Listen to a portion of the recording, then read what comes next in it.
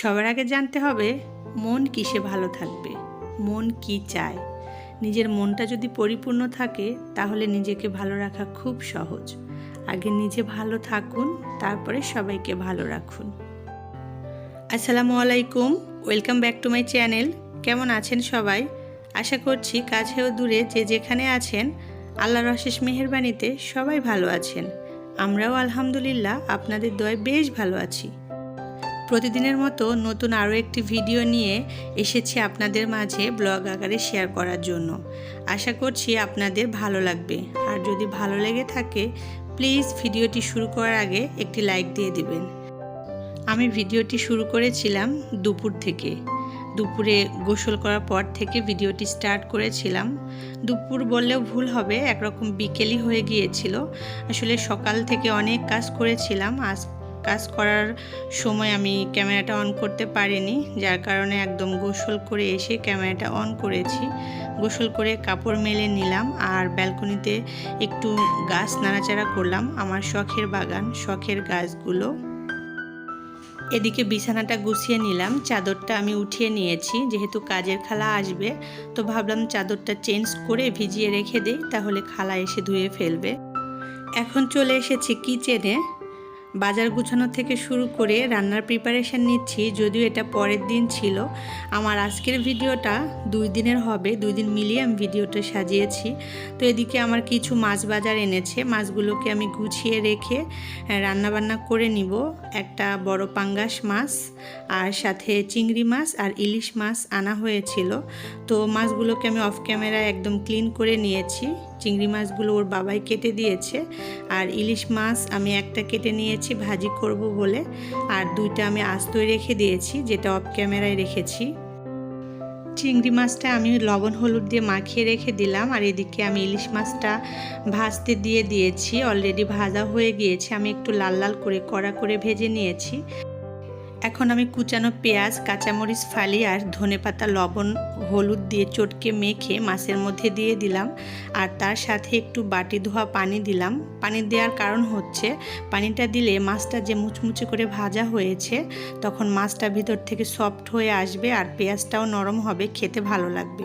এটা মূলত আমার নানির হাতের রেসিপি। ছোটোবেলায় যখন নানা বাড়িতে যেতাম তখন আমার নানি এভাবে মাছ ভাজা করতো, খেতে অসাধারণ লাগতো। সেটা ইলিশ মাছ থেকে শুরু করে বড় যে কোনো ধরনের মাছ। আর মোট কথা আমার মাছ ভাজা খেতে ভীষণ ভালো লাগে, সেটা ছোট হোক বা বড় হোক, আর নর্মাল ভাজি হোক বা পেঁয়াজ দিয়ে হোক, আমার ভীষণ ভালো লাগে। ইলিশ মাছটা ভেজে নামিয়ে ফেলেছি অলরেডি। আমি চিংড়ি মাছটা একটু ফ্রাই করে নিয়েছি, নিয়ে আমি রান্না বসিয়ে দিয়েছি। আর চিংড়ি মাছ খুব বেশি ভাজতে হয় না, ভাজলে একটু শক্ত হয়ে যায়, এটা আমরা সবাই জানি। তো হালকা একটু ফ্রাই করে নিয়েছি। অনেকে কাঁচাই রান্না করে, তো আমার কাছে ভালো লাগে না, আমি একটু হালকা ফ্রাই করে নেই। আর আমি এটা টমেটো দিয়ে ভুনা করে নিচ্ছি। আজকের বাজার আইটেম কিছুটা আমার মেয়ের পছন্দের, চিংড়ি মাছটা আমার মেয়েদের ভীষণ পছন্দের। তো আমাদের বাসায় মোটামুটি কয়েক বছর থেকে চিংড়ি মাছটা তেমন একটা খাওয়া হয় না, কারণ আমাদের সবারই অ্যালার্জি প্রবলেম আর কোলেস্টেরল হাই সবারই, যার কারণে চিংড়ি মাছটা আমরা তেমন একটা খাই না।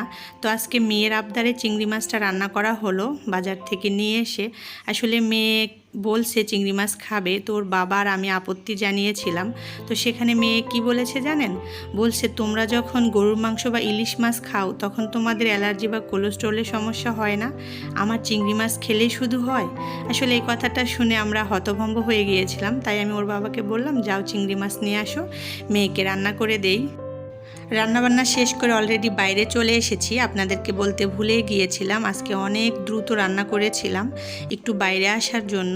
আর বাইরে যে আসবো এরকম কোনো আগে থেকে প্ল্যান করা ছিল না, হঠাৎই প্ল্যান হয়েছে। আসলে মুখে মুখে বলতে বলতেই চলে এসেছি। আমার টুকিটাকি কিছু কেনাকাটা ছিল যেটা আগে থেকে ভেবে রেখেছিলাম, বাট আজকে যে আসবো এরকম কোনো প্ল্যান ছিল না। তোর বাবাকে আমি বললাম যে চলো যাব উত্তরায়, তবে আমি রিগেল, স্বপ্ন, আরএফএল আর আড়ংয়ে একটু ঢুকবো, সব জায়গায় একটু করে ঢু মারব। বাইরে এসেছি ঠিকই, কিন্তু সেভাবে ক্যামেরাটা অন করা হয়নি, আর অন করতেও পারিনি। আমার একটু আনইজি লাগে, ওর বাবাও খুব একটা পছন্দ করে না। আর প্রথমে রিগেলে ঢুকেছিলাম, আরএফএলে ঢুকেছিলাম, কিন্তু ক্যামেরাটা অন করতে ভুলে গিয়েছিলাম। স্বপ্নে ঢুকে একটু ক্যামেরা অন করেছিলাম, তো ওখানকার লোকজন বলল ওখানে ক্যামেরা অ্যালাউ না, তো পরে অফ করে দিয়েছিলাম। তো অবশেষে বাসায় চলে এসেছি। এসে এই যে আমি যেগুলো কিনেছি সেগুলো একটু ক্যামেরার সামনে এনেছি। তো আমি রিগ্যাল বা স্বপ্ন থেকে কিছুই নিতে পারিনি, সেখানে আমার যেগুলো দরকারি ছিল ওগুলো কিছুই পাইনি। আড়ং থেকে এই বাঁশের ঝুড়িটা নিয়েছিলাম, এটা মূলত নেওয়া হয়েছে ডিম রাখার উদ্দেশ্যে। তো আমার নিতে ইচ্ছে করছিল না, ওর বাবা বলল নিয়ে নাও, বেশ ভালো লাগছিল। তার পাশাপাশি অন্য সব কিছুই রাখা যাবে, চাইলে ফলও রাখা যায়। আর এই যে বেতের তৈরি ট্রেটা, এটা নেয়ার উদ্দেশ্যে আমার যাওয়া, তবে আমি এরকম বা এটা চেয়েছিলাম না, আমি যেটা চেয়েছিলাম সেটা তো পেলাম না। অবশেষে এটা ভালো লাগলো, একটু কম দামের মধ্যে, যার কারণে এটাই নিলাম। তবে নিচের যে পেপার মোড়ানো ছিল এটা নিয়ে একটু কনফিউশন ছিল, তবুও বুঝে শুনে নিয়ে নিলাম। তো যে বেতের তৈরি যে ট্রেটা, এটার দাম ছিল 340 টাকা, আর বাঁশের যে ঝুড়িটা সেটার দাম ছিল 376 টাকা, আর ছোট্ট যে বাঁশের ট্রেটা এটার দাম ছিল 166 টাকা। তার পাশাপাশি তো ভ্যাট ট্যাক্স থাকবে। আড়ংয়ে যারা কেনাকাটা করে তারা সবাই জানে যে আড়ংয়ে ভ্যাট ট্যাক্স আছে। তো এগুলো নিয়েছি আরএফএল থেকে, এই প্লাস্টিকের ঝুড়িটা, এটার দাম ছিল 115 টাকা। যদিও এটা নেয়ার ইচ্ছে ছিল না, সামনে পড়লো ভালো লাগছিল তাই নিলাম। আর সাথে এই যে বাটি দুইটা নিয়েছি স্টিলের, এগুলো আমার ইন্ডাকশানের জন্য দরকার ছিল আর বেশ ভালো লাগছিল, যার কারণ নিয়ে নিলাম। আর মাঝখান থেকে আমি একটু ভিডিও স্কিপ করেছি, আমাকে দেখা যাচ্ছিল, তার জন্য লাস্টে দেখিয়ে দিলাম। এগুলো ছিল এসকেবির। তো এটা বড়টার দাম ছিল 265 টাকা, ছোটোটার দাম ছিল 170 টাকা। আর যে ট্রান্সপারেন্ট যে জারটা ব্যাম্বু লিডের, এটার দাম ছিল 330 টাকা। এটাও আমার দরকার ছিল, তবে এটা না, অন্য। তো যাই হোক, সব মিলে আড়ং আর আরএফএলের কেনাকাটাগুলো আমার কাছে বেশ সাশ্রয়ী মনে হয়েছে, বেশ ভালো লাগলো, অনেক কমের মধ্যে আমি পেয়ে গিয়েছি।